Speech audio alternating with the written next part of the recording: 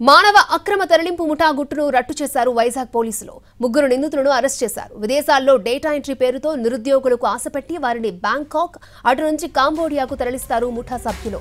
కాంబోడియాలో ఓ గదిలో బంధించి ఇండియాలో స్కామ్స్ చేసేందుకు వారిని బలవంతం పెడతారు. ఎవరైనా ఎదురు తిరిగితే దాడులు చేస్తారు. భోజనం పెట్టరు. నిరుద్యోగుల నుంచి 1,50,000 వసూలు చేస్తున్నారని పోలీసులు గుర్తించారు.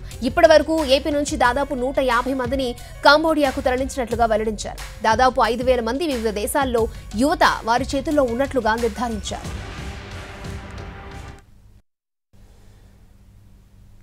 విశాఖపట్నం సిటీ పోలీస్ లో మంచి ఒక కేసు డిటెక్ట్ చేశారు. కేసుకు సంబంధించిన ముగ్గురిని అరెస్ట్ చేయడం జరిగిందండి. Who are indulging in human trafficking, అంటే ఇక్కడ నుంచి మనుషుల్ని డేటా ఎంట్రీ ఆపరేటర్ అని ఉద్యోగం ఇప్పిస్తామని చెప్పేసి వీళ్ళందరినీ ఫస్ట్ బ్యాంకాక్ రప్పించి బ్యాంకాక్ నుంచి మళ్లీ కాంబోడియాకి తరలించడం. ఈ విధంగా దాదాపు 150 persons from Andhra Pradesh have been trafficked to Cambodia అండి.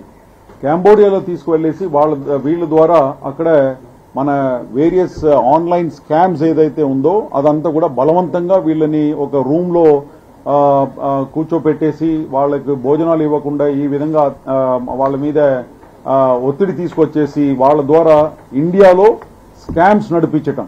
Like job scam, courier scam మీ అందరికీ తెలిసిన విషయమే. Cryptocurrency related scam, game scams, task game scams, data entry operator ఉద్యోగం ఇప్పిస్తామని చెప్పేసి వీళ్ళ దగ్గర నుంచి కొంతమంది ఏజెంట్స్ ఉన్నారు. మన ఇండియన్ ఏజెంట్